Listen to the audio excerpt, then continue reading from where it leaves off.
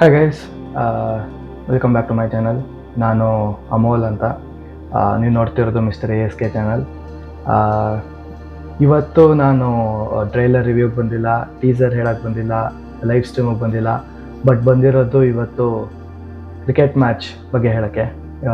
India versus South Africa super 8ಅಲ್ಲಿ ಇವತ್ತು ಆಯಿತು, ಜಸ್ಟ್ ನಾವು ಮುಗೀತು. ಅನ್ಫಾರ್ಚುನೇಟ್ಲಿ ಇಂಡಿಯಾದವರು 111ಕ್ಕೆ ಆಲ್ಔಟ್ ಆಗಿದ್ದಾರೆ.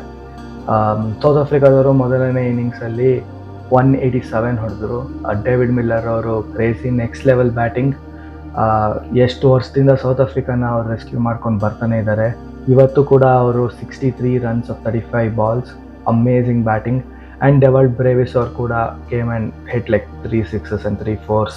ಅವ್ರು ಕೂಡ ಅರೌಂಡ್ 45 runs ಹೊಡೆದ್ರು. ಪಾಸಿಟಿವ್ಸ್ ತೊಗೋಬೇಕಂದ್ರೆ ಇಂಡಿಯಾ ಕಡೆಯಿಂದ ಜಸ್ಪ್ರೀತ್ ಬುಮ್ರಾ ಅಮೇಝಿಂಗ್ ಬೌಲಿಂಗ್ ಹಾಕಿದ್ರು.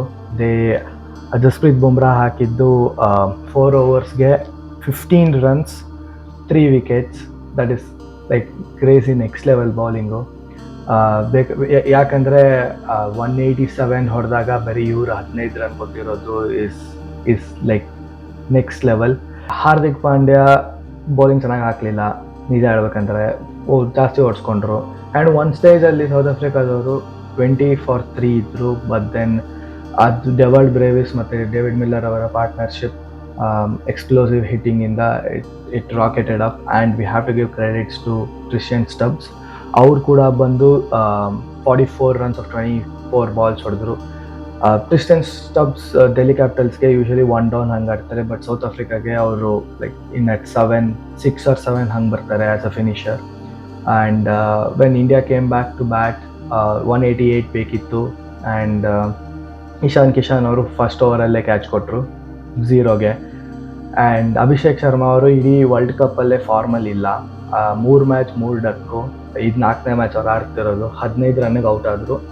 ಕ್ಯಾಚ್ ಮಾತ್ರ ನೆಕ್ಸ್ಟ್ ಲೆವೆಲ್ ಕ್ರೇಜಿ ಆಗಿತ್ತು. ಕೇಶವ್ ಮಹಾರಾಜ್ ಅವರು ಮತ್ತು ಕಾರ್ವಿನ್ ಬಾಷ್ ಅವರು ಇಬ್ಬರು ಕೊಲೈಡ್ ಆಗ್ತಾರೆ. ಕೇಶವ್ ಮಹಾರಾಜ್ ಅವ್ರ ಮೇಲೆ ಬಿದ್ದೋಗ್ತಾರೆ, ಬಟ್ ಸ್ಟಿಲ್ ಬಾಲ್ ಹಿಡಿದು ಇಟ್ ವಾಸ್ ನೈಸ್. ಅಂದರೆ catch was really amazing. And ಅದು ಬಿಟ್ಟೆ ಇಂಡಿಯಾ ಕಡೆ ಚೆನ್ನಾಗಿ ಆಡಿದ್ದಂದರೆ ಶಿವಮ್ ದುಬೆ ಒಬ್ಬರೇ. ಅವರು ಲೈಕ್ 42 runs ಹೊಡೆದು ಕ್ಯಾಚ್ ಕೊಡ್ತಾರೆ, ಬಟ್ ಅದೇ 3-4 ಸಿಕ್ಸ್ ಎಲ್ಲ ಹೊಡಿತಾರೆ.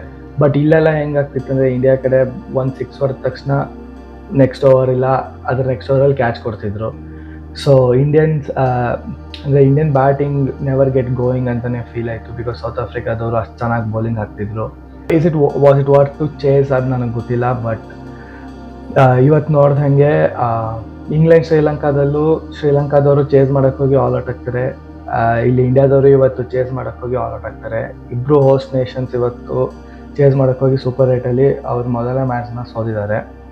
ಸೊ ಇವಾಗ ಇಂಡಿಯಾಗೆ ಮುಂದೆ ಏನಿದೆ ಅಂದರೆ ಮತ್ತು ಯಾರು ಇದ್ದಾರೆ ಅಂದರೆ ಜಿಂಬಾಬ್ವೆ ಮತ್ತು ವೆಸ್ಟ್ ಇಂಡೀಸ್ ಆಡಿದೆ. ಈ 2 ಮ್ಯಾಚ್ ಇವಾಗ ಮಸ್ಟ್ ವಿನ್ ಆಗಿದೆ ಸೆಮಿಫೈನಲಿ ಕ್ವಾಲಿಫೈ ಆಗಬೇಕಂದ್ರೆ. ಇಲ್ಲ ಅಂದರೆ ಇವು 1 ಮ್ಯಾಚ್ ಆಡಿದ್ರು ಸೋತೋದ್ರು ಸೂಪರ್ 8ಇಂದನೇ ಎಕ್ಸಿಟ್ ಆಗ್ತಾರೆ.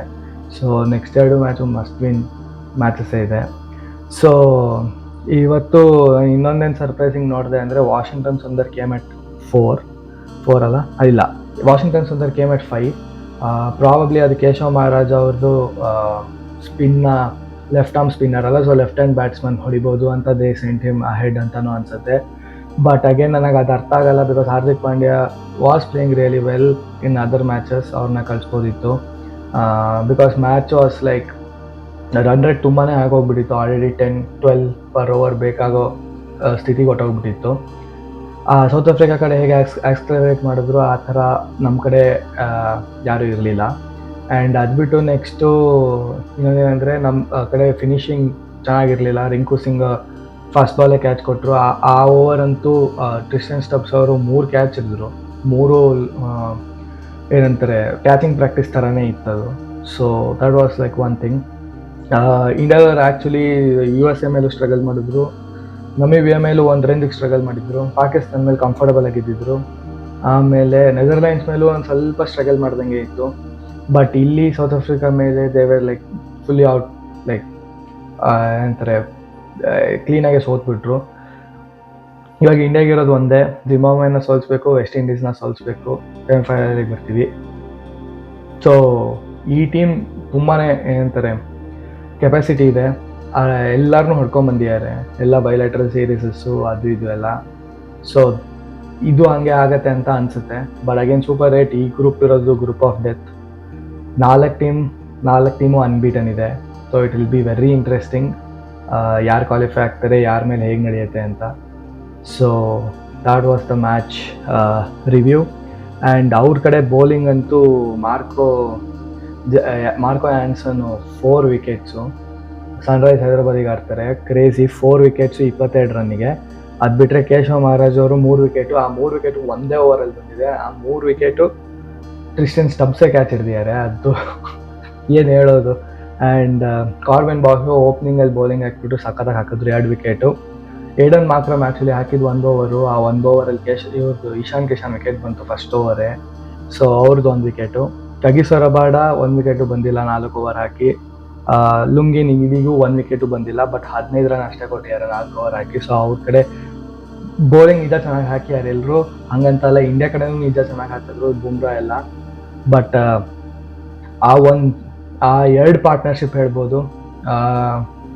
ಡೇವಿಡ್ ಮಿಲ್ಲರು ಡೆವಾಲ್ಡ್ ಬ್ರೇವಿಸ್ತು, ಡೇವಿಡ್ ಮಿಲ್ಲರು ಟ್ರಿಸ್ಟನ್ ಸ್ಟಬ್ಸ್ತು, ಆ partnership took away the game.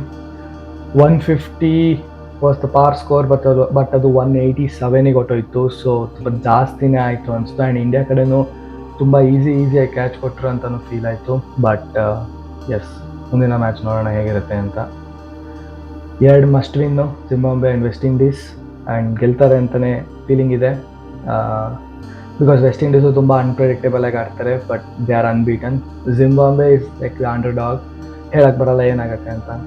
They have beaten Sri Lanka and Australia. So yes, ಕಾದು ನೋಡೋಣ. ಈ ಥರ ವೀಡಿಯೋಸ್ ನಿಮಗೆ ಇಷ್ಟ ಆದರೆ ಸಬ್ಸ್ಕ್ರೈಬ್ ಮಾಡಿ, ಲೈಕ್ ಮಾಡಿ, ಶೇರ್ ಮಾಡಿ. ಟ್ರೈಲರು ಮತ್ತು ಟೀಸರ್ ಬಂದಾಗ ಡೆಫಿನೆಟ್ಲಿ ಬಂದ್ಬಿಟ್ಟು ರಿಯಾಕ್ಟ್ ಮಾಡ್ತೀವಿ, ನಮ್ಮ ಒಪಿನಿಯನ್ಸ್ನ ಹೇಳ್ತೀವಿ. ಸಾಂಗ್ಸ್ ಬಗ್ಗೆ ಏನಾದರೂ ಬಂದ್ಬಿಟ್ಟು ಹೇಳ್ತೀವಿ. ಇದು ಜಸ್ಟ್ ಸೈಡ್ ಹೇಗೆ ಅನಿಸುತ್ತೆ ಅಂತ ನೋಡೋಕ್ಕೆ ಮಾಡಿದ್ದು. ನಾನು ಆ್ಯಕ್ಚುಲಿ ಚಾನಲ್ ಸ್ಟಾರ್ಟ್ ಮಾಡಿದಾಗಲೂ ಫಸ್ಟಿಂದಾನೇ ನಾನು ಕ್ರಿಕೆಟ್ ರಿವ್ಯೂಸ್ ಮಾಡ್ಕೊಂಡೇ ಬಂದಿದ್ದು. ಬಟ್ ಎಸ್, ಇದನ್ನು ತಂದಿದ್ದೀನಿ ವಾಪಸ್. ಸೊ ಹೇಗಿರುತ್ತೆ ಹೇಳಿ ಕಮೆಂಟ್ಸಲ್ಲಿ. ಅಲ್ಲಿವರೆಗೂ ಬೈ ಬಾಯ್, ಪೀಸ್.